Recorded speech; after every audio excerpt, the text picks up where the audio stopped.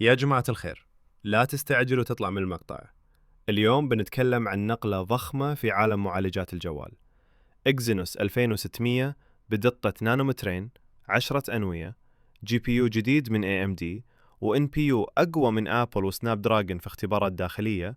خلك معي للنهاية عشان تعرف وش يعني نانومترين في الاستهلاك والحرارة، وش سالفة الفرق 113% في الذكاء الاصطناعي، وهل فعلا المعالج هذا قادر يتفوق على سناب دراجون 8 إليت وعلى أبل E19 برو؟ وهل S26 ألترا يستاهل أنك تنتظره أو لا؟ السلام عليكم ورحمة الله وبركاته، حياكم الله وأهلا وسهلا في قناة في اس بالعربي، بيت عشاق التقنية والجوالات في السعودية والوطن العربي. قبل أن نبدأ نفصفص معالج إكزينوس 2600 وتسريبات جالكسي S26 ألترا، لا تنسون لايك حبيب القلب واشتراك في قناة في اس بالعربي. دعمكم هو اللي يخلينا نقدر نجيب كل التسريبات، نقارن بالأرقام ونسوي مراجعات فعلية أول ما تنزل الأجهزة في السوق. بداية حقبة جديدة لمعالج إكزينوس 2600. سامسونج أعلنت بشكل رسمي أن إكزينوس 2600 هو أول معالج جوال بدقة تصنيع نانومترين بتقنية القيت All Around، وهذا يعطيه أفضلية كبيرة في استهلاك الطاقة وكثافة الترانزستورات مقارنة بمعالجات 4 نانو و3 نانو المنتشرة حالياً. المعالج يجي بمعمارية 10 أنوية، وسامسونج تتكلم عن تحسن يقارب 39% في أداء المعالج المركزي مقارنة بإكزينوس 2500، وهذا رقم كبير إذا فعلياً تم الحفاظ عليه، مع حرارة معقولة في الاستخدام اليومي والألعاب. معمارية أنوية C1 10 أنوية موزعة بذكاء. المعالج يستخدم أنوية C1 الجديدة من ARM بمعمارية V9.3، والتركيبة بسيطة. نواة وحدة C1 ألترا بتردد تقريباً 3.8 جيجا هرتز، وثلاث أنوية C1 برو بتردد حوالي 3.25 جيجا هرتز، وست أنوية C1 برو أقل بتردد 2.75 جيجا هرتز. هذه التركيبة تعطيك مزيج بين أداء عالي في المهام الثقيلة على النواة الواحدة والمتعددة، مع كفاءة أحسن في استهلاك الطاقة لما الجهاز ينزل للأنوية الأهدى. واللي مهم إنها كلها مبنية على نفس الجيل المتقدم من ARM، مو مثل زمان لما كانت الأنوية الصغيرة قديمة. منصة لوميكس والتركيز على الذكاء الاصطناعي. الأنوية نفسها مبنية على منصة لوميكس من ARM، والفكرة هنا إن المعمارية مو بس تلاحق السرعة، لكنها مصممة بحيث تقدر تتعامل مع مهام الذكاء الاصطناعي بشكل أسرع وأكثر كفاءة، سواء كانت معالجة صور أو نصوص أو ترجمة مباشرة. ربط هذا مع NPU قوي يعطي الجهاز ميزة إن كثير من عمليات الذكاء الاصطناعي تصير على نفس الجوال بدون ما تحتاج اتصال سريع بالإنترنت، وهذا شيء سامسونج تركز عليه في الجيل الجديد من One UI القادمة مع جالكسي S26. معالج الرسوميات Eclipse 960، جيل جديد من الجيمنج إكزينوس 2600 مزود بمعالج رسوميات Eclipse 960 المبني على معمارية RDNA من AMD، وهذا الجيل الثاني بعد Eclipse 950 اللي كان موجود في إكزينوس 2500. سامسونج وكم موقع تقني كبير ذكروا أن الأداء الحسابي للجي بي يو تقريباً تضاعف مرتين مقارنة بالجيل اللي قبله، مع تحسن في تتبع الأشعة يوصل إلى 50%. يعني في الألعاب اللي تدعم التقنيات هذه تشوف إضاءة وانعكاسات واقعية أكثر مع فريمات أعلى واستقرار أفضل. واجهات الرسوم ودعم الألعاب الثقيلة.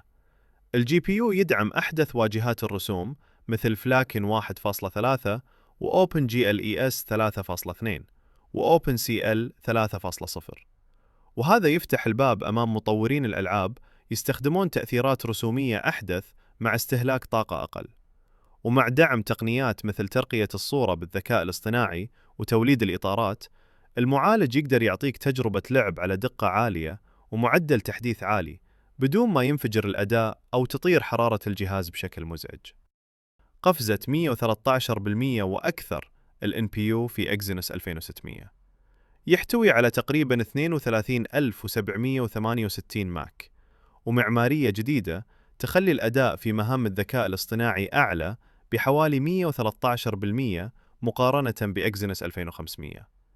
وفي تقارير تقنية تذكر أن المعالج في الاختبارات الداخلية يتفوق على أبل E19 برو في أداء الذكاء الاصطناعي بأكثر من 6 مرات، ومعالج الرسوميات فيه يحقق تفوق قد يوصل إلى 75% في بعض اختبارات الرسوميات، ومعه تفوق بنحو 30% في ال NPU و29% في ال GPU على سناب دراجون 8 إليت جيل 5. الذاكرة والتخزين والكاميرات المدعومة. المعالج يدعم رامات LPDDR5X بسرعات عالية، وهذا مهم لما تشغل ألعاب ثقيلة أو تطبيقات مونتاج أو تصوير بدقة عالية، وتحتاج نقل بيانات سريع بين المعالج والرام بدون عنق زجاجة. ومن ناحية التخزين، إكزينوس 2600 يدعم UFS 4.1 مع دعم لكاميرات بدقة ممكن توصل إلى 320 ميجا بكسل، وهذا يعطي مجال لسامسونج تستخدم حساسات ضخمة في جالكسي S26 ألترا سواء في الكاميرا الأساسية أو في أوضاع الزوم. التبريد والحرارة. تصميم حراري جديد. واحدة من أقوى نقاط الحديث حوالين المعالج هي موضوع الحرارة. سامسونج تكلمت عن تصميم حراري جديد ونظام إدارة حرارة يسمح بأداء ثابت لفترات أطول تحت الضغط. وفي تقارير تذكر أن الحل الحراري الجديد يقلل الحرارة تحت الضغط بنسبة ممكن توصل إلى 16% أو حتى 30% مقارنة بإكزينوس 2500 حسب بعض الاختبارات غير الرسمية. هالشيء لو تحقق في الأجهزة الفعلية بيطلع معك جوال يقدر يشغل ألعاب ثقيلة لمدة أطول بدون ما ينزل الأداء بشكل ملحوظ. وهذه كانت واحدة من أكبر شكاوى المستخدمين مع أجيال إكزينوس القديمة. اختبارات جيك بنش، المقارنة اللي الكل ينتظرها. واحد من أكثر الأسئلة اللي توصلنا: فين وصلت اختبارات جيك بنش لمعالجات الفلاكشيب الجاية؟ وهل فعلاً إكزينوس 2600 قدر يقلب الطاولة على سناب دراجون وآبل؟ خلونا نكون واضحين من البداية. إلى الآن ما في نتائج رسمية نهائية منشورة على قاعدة بيانات جيك بنش لمعالج إكزينوس 2600، وكل اللي بنتكلم عنه هنا مبني على تسريبات واختبارات داخلية، يعني أرقام تعطي مؤشر لكن مو حكم نهائي. أولاً، سناب دراجون 8 إليت الجيل الخامس على جيك بنش حسب التسريبات المبكرة لاختبارات جيك بنش 6. في اختبار النواة الواحدة، سناب دراجون 8 إليت الجيل الخامس يحقق حوالي 3800 إلى 3850 نقطة. في اختبار تعدد الأنوية، الأرقام توصل تقريباً إلى 12000 إلى 12500 نقطة. النتيجة هنا واضحة: كوالكوم مركزة بشكل كبير على الأداء المتعدد، خصوصاً مع الأنوية الجديدة وعددها، وهذا ينعكس على الألعاب الثقيلة وتعدد المهام. ثانياً، آبل A12 برو على جيك بنش. ننتقل لمعالج آبل A19 برو، واللي معروف دايماً بتفوقه في أداء النواة الواحدة. حسب التسريبات، في اختبار النواة الواحدة، آبل A19 برو يسجل تقريباً 3890 نقطة. في اختبار تعدد الأنوية، الأرقام تدور حول 9700 نقطة تقريباً، وهذا يأكد فلسفة آبل المعتادة: أداء قوي جداً في الاستخدام اليومي والنواة الواحدة، لكن بعدد أنوية أقل مقارنة بمنافسي أندرويد. ثالثاً، إكزينوس 2600، الأرقام الأكثر جدلاً. نجي الآن للنقطة الساخنة: إكزينوس 2600. زي ما قلنا، ما في أرقام رسمية مؤكدة على جيك بنش حتى الآن، لكن في تسريبين مشهورين. التسريب الأول المتفائل جداً: النواة الواحدة حوالي 4200 نقطة، تعدد الأنوية حوالي 13400 نقطة. لو هالأرقام صحيحة، إكزينوس هنا يتفوق نظرياً على سناب دراجون وآبل في الاختبارين. التسريب الثاني الأكثر تحفظاً: النواة الواحدة حوالي 3400 نقطة، تعدد الأنوية حوالي 11600 نقطة، وهذا يخليه قريب جداً من سناب دراجون ومتقدم على آبل في الأداء المتعدد، لكن أقل في النواة الواحدة. تقارير تحليلية تضيف أن المعالج في المقارنات الداخلية يتفوق على آبل A19 برو في الأداء المتعدد بحوالي 14%، وعلى مستوى NPU و GPU الأرقام أعلى بكثير مثل ما ذكرنا. لكن طبعاً هذه أرقام داخلية، لازم ننتظر اختبارات مستقلة تأكدها. علاقة إكزينوس 2600 بسلسلة جالكسي S26. تقارير تقنية كثيرة تربط إكزينوس 2600 بسلسلة جالكسي S26، وتقول إن المعالج هذا مصمم أساساً عشان يركب في هذه السلسلة بداية من سنة 26. بعض التقارير تذكر أن الجيل الجديد من S26 و S26 Plus ممكن يعتمد بالكامل على إكزينوس في بعض الأسواق، بينما الألترا يكون سناب دراجون فقط، والقرار النهائي ما تم تأكيده رسمياً إلى الآن. هل إكزينوس 2600 فعلاً عودة قوية؟ لو جمعنا دقة نانومترين 10 أنوية، NPU بقفزة 113%، وجي بي يو أقوى بمرتين من الجيل اللي قبله، وأرقام تقول إنه متفوق ب14% في الأداء المتعدد على آبل A19 Pro و30% على سناب دراجون في الذكاء الاصطناعي، نقدر نقول إن سامسونج مازحت الموضوع هذه المرة.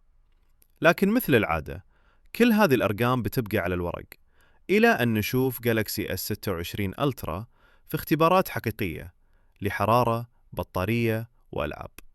وقتها بس نقدر نحكم هل المعالج هذا فعلاً رجع إكزينوس للمنافسة ولا لا؟ قسم الأسئلة الشائعة.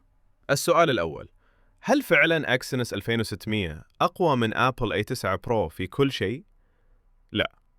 التقارير الداخلية تذكر تفوق كبير في الذكاء الاصطناعي، وقد يكون في الرسوميات، لكن هذا ما يعني تفوق كامل في كل جوانب الأداء، ولازم ننتظر اختبارات مستقلة تقارن استهلاك الطاقة والأداء اليومي بين الاثنين.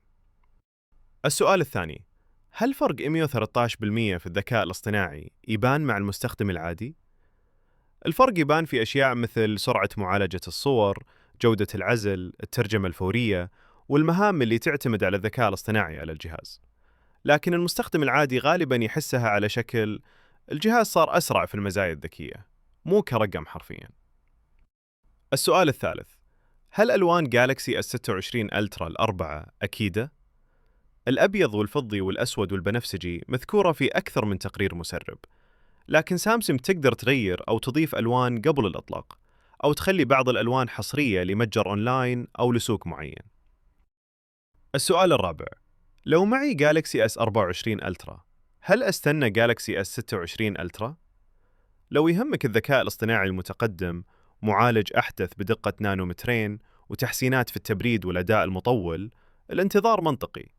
لكن لو جهازك الحالي يغطي احتياجك وما عندك مشكلة معه، كثير يفضلون يغيرون كل جيلين أو 3، مو كل سنة.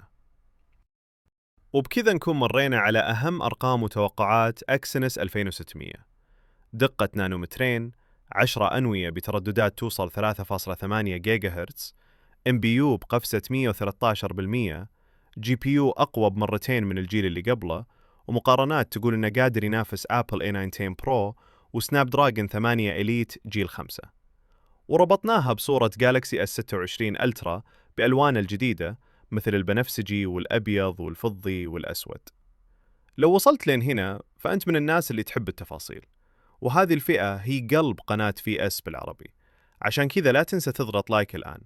ترى اللايك ما ياخذ منك إلا ثانية، لكنه يساعد المقطع يوصل لعدد أكبر من الناس اللي تدور جوالها الجاي وتحترم المحتوى التقني الصريح. اشترك في قناة في اس بالعربي لو ما اشتركت، وفعل جرس التنبيهات عشان أول ما تطلع تسريبات جديدة عن جالكسي S26 ألترا أو أخبار رسمية عن المعالج والمعرض، تكون من أوائل الناس اللي تشوف الشرح والتحليل بالأرقام وبأسلوب سعودي بسيط. لا تنسون يا جماعة الخير، لايك، سبسكرايب، تفعيل الجرس، ومشاركة المقطع مع أصحابك اللي محتارين بين ينتظرون S26 ألترا أو يشترون جهاز ثاني الآن. وبإذن الله نشوفكم في فيديو جديد أقوى مع أرقام أحدث وتجارب فعلية أول ما تنزل الأجهزة في السوق. في أمان الله، والسلام عليكم ورحمة الله وبركاته.